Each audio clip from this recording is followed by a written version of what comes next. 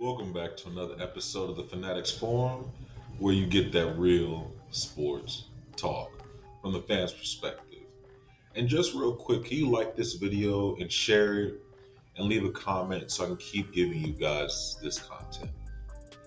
So, for today's topic, I have to be way more honest than usual. And I have a conversation.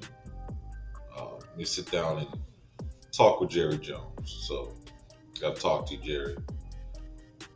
Jerry, I know Dan Quinn has turned around your defense, and I know you really like Dan Quinn, and the players fight for him, and I know you aren't the type of guy to wholesale get rid of coaches.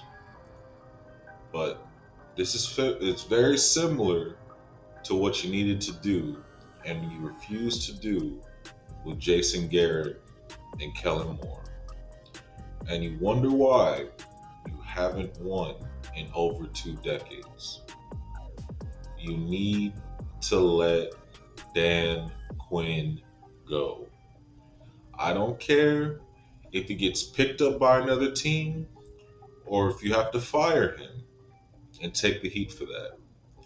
I'm just telling you, you need to fire Dan Quinn immediately, or you're going to see those same results on defense. Also, if you don't think I'm right, let me give you 3 clear reasons why Dan Quinn has to go. For starters, during their winning streak, they lost about 6 games this year. And you could argue almost all 6 of those losses were because of the defense. The only game I'll give you that it was more of a team fail, as in I can put a lot of blame on the offense, is that Arizona game. So let's start with the San Francisco game. Yes, Dak had a bad game. He had 3 interceptions. And I'm not saying that he made it any easier for the defense. And Dak was a big reason why we lost. But that game, I started noticing a pattern in Dallas's defense after that game. And if you look at the San Fran game, every time, first half we would hold up, and we at least were forcing fumbles, even though they gave up 2 touchdowns. But going into the third quarter, the score was 21-7. Not perfect, but you can work with it. Offense is still struggling, and they go down and kick a field goal. Now it's 21-10. So at that point, what do you need to do as a defense to keep the game close? You cannot give up a touchdown. What does the defense go and do? They give up a touchdown. Then after that, Dak throws a pick. Terrible. But again, what do you expect at that point? The score is 28-10. So now Dak has to force the ball because it looks like the defense is giving way too much. They're having too much trouble stopping San Francisco's run and their play action off the run. And after that pick, what happens? San Francisco walks Dallas 62 yards and scores another touchdown. Now the score is 35-10. Just numbers-wise, the game is over because all San Fran has to do at this time is just waste clock. And they have a team that is built to do that because they have elite weapons on offense and they can run the ball effectively. So at this point, all Dak can do is force more throws because San Francisco is just sitting and they're waiting for him to make a mistake. So Dak once again throws another pick, and immediately when they change possession over to San Fran's offense, they score a touchdown in just one play. Yes, the offense was playing poorly, but you'll see the pattern after a while. When the offense needs the defense doesn't come through time and time again. Let's look at the Bills game. This game wasn't even close. All game, the defense was getting walked down the field for 4 quarters. The running back Cook ran for 179 yards and 1 rushing touchdown. Also had a passing touchdown, but that was just overkill. Josh Allen didn't even have to throw for 100 yards, and we lost by 21. How is that possible? The defense got exposed. We started seeing that teams knew we can run on Dallas's defense because they have undersized linemen or undersized linebackers, aka safeties playing linebacker. So now it's wholesale run at Dallas and dare them to stop us. We proved versus San Fran that we saw that a little bit during the San Francisco game and a little bit during the first encounter with the Eagles, that Dallas's run defense is really shaky. But Buffalo wholesale just ran the ball at Dallas and it proved effective. It showed the whole NFL that if you want to beat Dallas, this is the formula. At that point, the Cowboys should have been calling linebackers and defensive tackles left and right, trying to sign anybody that's over 250 pounds. What is the biggest signing Dallas does? They signed Rashad Evans, and they barely used him. The most snaps he got in a game were 28, and that was in a blowout win versus the Giants. On the other hand, Dan Quinn is giving Marquise Bell, who's 205 pounds on average, he's getting 40 to 50 snaps at linebacker on defense. When teams know they can run the ball on Dallas. We lost Van Der Esch for the year, and we never replaced him. We just put Marquise Bell, who's a safety, at linebacker. And yes, it worked for a few games, but teams caught on. And instead of loading up on linebackers and defensive tackles, we just kept pushing along with what we had. It got so bad that during the Packers game, you literally see them just walking Dallas down the field with ease. They averaged almost 8 yards a play. So basically, every 2 plays they had a first down for 4 quarters straight. They only punted 2 times all game. 6 out of 10 possessions resulted in touchdowns. And that's minus the pick 6.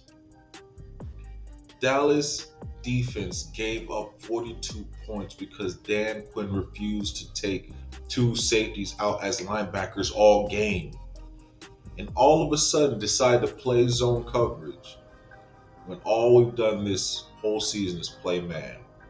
Even though that alone made our defense super predictable. That performance against Green Bay was the final nail in the coffin for me, because we let Dan Quinn hurt the team by allowing him to not change what he was doing, even though it wasn't working. If the offense isn't firing on all cylinders, you lose. You can't play football like that. Even bad defenses can get stops, but we couldn't get 1 stop for almost 3 quarters in a playoff game. And it's supposed to be a top defense. Dan Quinn's scheme was figured out by Buffalo, and nothing was done to fix it. That alone is why he should be fired. But Jerry, I just gotta let you know, it's not just Dan Quinn. You have to take some of the blame too, because I'm sure you saw the same thing I saw week in and week out. And since you're the GM, you didn't bring in anyone to help the team. But at the same time, I believe you trusted Dan Quinn. You trusted that he would get the job done with what he had. And I believe that he probably told you that we were good. Since you can't fire yourself, Jerry, the next best thing to do is fire Dan Quinn. The defense really let the whole team down. They never gave the offense a chance to even compete. Dak would have needed to throw for 7+ touchdowns to maybe win the way that defense was playing. That's just not realistic. Football is a team game, and you can't have one side of the ball completely compromised and thinking that you can outcoach the other team with that. If it's clear as day for everyone to see, you can't outcoach that. And you don't have the right players. No amount of coaching will fix that. What Dallas needs to do is fire Dan Quinn, convert over to a 3-4, get a bunch of linebackers and 300-pound defensive linemen, and hire someone that won't get outcoached by everyone attached to Shanahan. Dallas has too much talent to look like that defensively. But again, I get the injuries played a part, but I'll say this over and over again. If you have a problem and refuse to address it, don't get mad if that problem comes back to bite you in the long run. And that is what Dallas did defensively. On offense, San Fran hit Dallas in the mouth, and they adjusted. Defensively, Dallas did the same thing all season. Some days it worked, some days it didn't. And NFL teams are too good to let you go into the playoffs with the most predictable defensive scheme and make you think you can win your way through that. It's not possible. So Jerry, you know what you have to do. Fire Dan Quinn and just get it over with. And restructure the whole defense and give yourself a real shot at postseason success. Don't bring back Dan Quinn and then wonder why things end up the same way. If you want to win, you need to make the necessary moves and not wait till it's too late. But again, this is just my opinion, and we'll see what happens next. Thank you so much for watching today's episode here at the Fanatics Forum, the sports podcast where you get that real sports talk from the fans' perspective. I'm your host, Mike, and don't forget to follow me on X, aka Twitter, Instagram, and subscribe to the YouTube channel so I can keep giving you this unfiltered content. Thank you again, and see you next time. I'm out.